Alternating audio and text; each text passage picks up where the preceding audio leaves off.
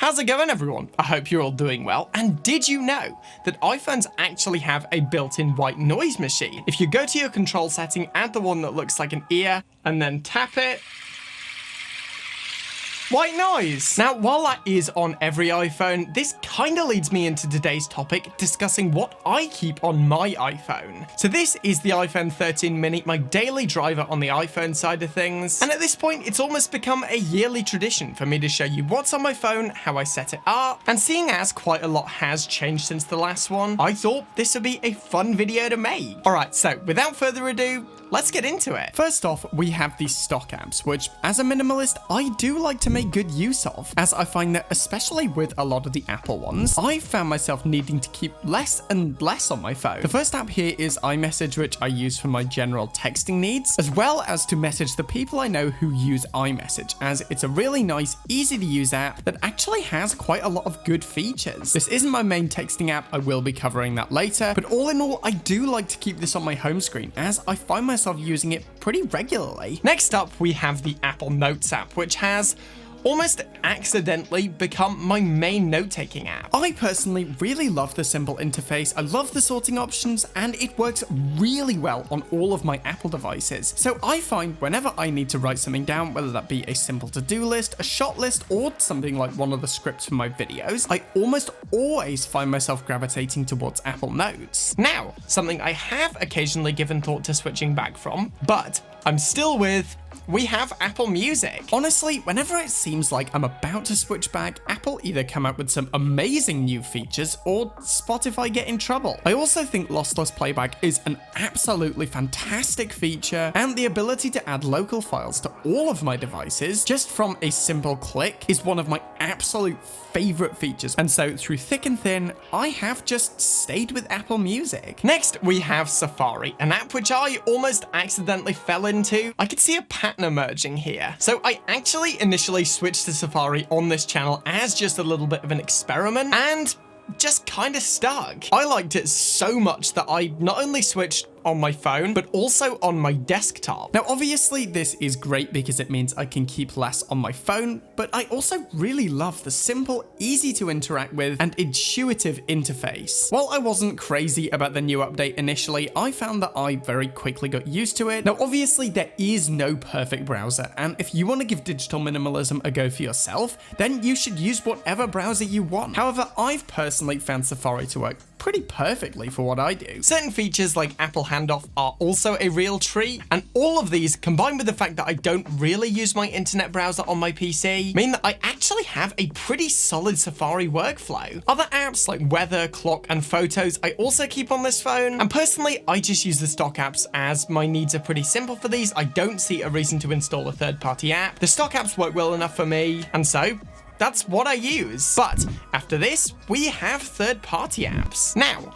I have actually started installing a couple more apps ever since my last What's on My iPhone video. The previous year, I did not keep all that many third-party apps on my phone. However, I have decided that as long as I'm sensible, I did want to start looking into installing a few more apps. So, let's take a look at why did I do that. Now, first of all, we have my main messaging service, which is Telegram. I've been using Telegram for a pretty long time now, ever since one of my friends put me onto it, and nothing has ever come close to replacing it. One of the main reasons I like to use Telegram over iMessage as my main texting service is because it works seamlessly on both iOS and Android, and as I am a dual user, this is very handy. Other things like being able to send large files, the saved messages, which works as a neat little universal airdrop, and the speed and cleanliness of the app overall is the main reason as to why I've stuck with it. After this, we have the Headspace app, which is actually my preferred method of meditation. As I have said in previous videos, I'm not exactly the best at sticking to this habit. However, whenever I do some meditation, it's like a cloud has been lifted off my brain. Genuinely, if you haven't tried meditation, but you're interested, I would highly recommend it. I first tried it in 2019, and and this helped with that, so I tried to make it a regular habit. To be honest, the only reason I'm with Headspace is because that's what I started with, so there was nothing special in particular about this app. I personally just like the exercises, and there's a good range of content, so I stuck with it, and I try to use this app daily if I remember. Next up, we have Twitter and Instagram, two of my most used social media apps. Personally, I'm definitely more of a Twitter fan than I am an Instagram fan, and seeing as I do use the Twitter app to reply to you guys or post new videos, I do see value in keeping it on my phone. However,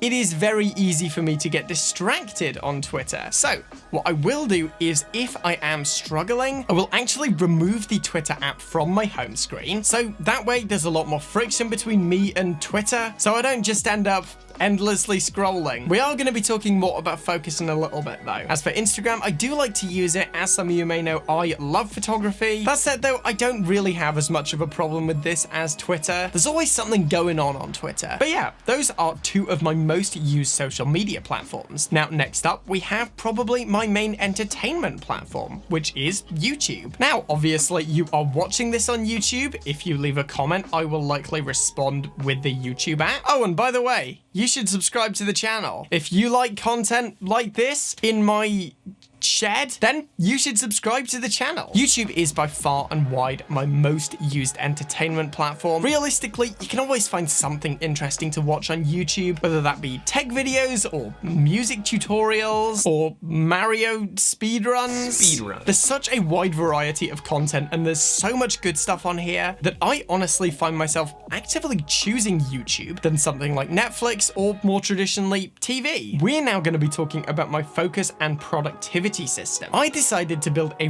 really solid system that I could use day in, day out, and that would be easy to set up, easy to maintain, and functional. So the first thing I have for this is a service called Focus at Will. Now, this is actually a music service that essentially plays different music tailored to your personality in order to help you focus better. It also has a bunch of neat focus tracking tools to help you find out whether or not you've been focused. And personally, I really like this service. It's not free, but I definitely think it's worth it, as I do find myself using it regularly. Therefore, I make sure to keep this where I can easily access it on my phone. Moving on, we have Forest, which is actually an app I've talked about several times on this channel before. Originally, I found this in an Ali Abdaal video where he was doing a similar thing. So I picked this app up because it looked cool, and honestly, I really like this app. Finally, in my productivity system, we have Todoist. Basically, it works by, if you set it to deep focus, stopping you from leaving the app. It's essentially a Pomodoro-style timer app, but with a catch. When you do a focus session, you can actually grow a tree. And if you leave the app to go on Twitter or something like that, then your tree will die. I personally find that I work best when I have some kind of reward, even if that is just a digital tree. So I have found this app to be good. It's not free, but it is cheap, so if you struggle with your focus, then I would highly recommend checking it out. Finally, at least in my productivity system, we have Todoist. In a nutshell, this is essentially just a better version of the stock Apple reminders. Realistically, I never found those were quite customizable enough for what I wanted to do with them, and so I find that this is where Todoist really comes in handy. I like the fact that you can actually set daily goals for yourself so you can keep on track, and the simple, minimalist design of this app means it's easy to get to grips with. Next up, we have a nice little free app called Parcel. Now, this is a really useful app that I actually found by accident on the App Store, and it essentially lets you plug all of your different tracking numbers in from various online orders and be able to see when all of your stuff gets here in one place, without having to keep several different apps on your phone or different tabs open in Safari. While it is a little bit bare bones and quite simple, it does what it's supposed to do, and it does it extremely well. And as long as you don't need to track more than 3 parcels at a time, it's free. Following on, and almost finally, so I personally use Gmail and ProtonMail. Gmail really needs no introduction, but ProtonMail is actually an email service that one of my computer science friends introduced me to. Fun fact, it was actually developed by a team of people who worked at CERN, which I personally think is really kind of cool. I really like the interface, everything is super clean, and for this, I actually try to maintain inbox 0, which is actually a pretty good habit to get into. Although this is pretty difficult, especially if you get a lot of emails from social media companies, ProtonMail makes this easy. It is a very secure mail service that I like very much. Alright, so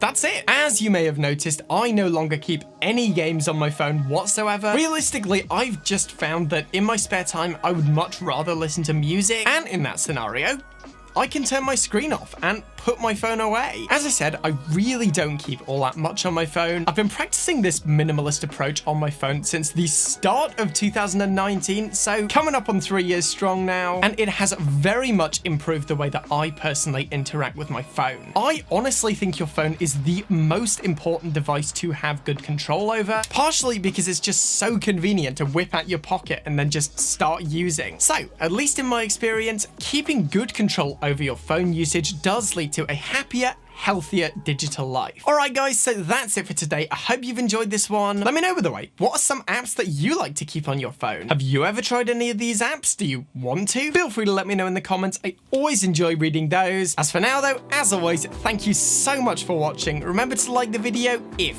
you want to see more content like this, then smash that subscribe button. I'm done for now, and I will see you guys in the next one.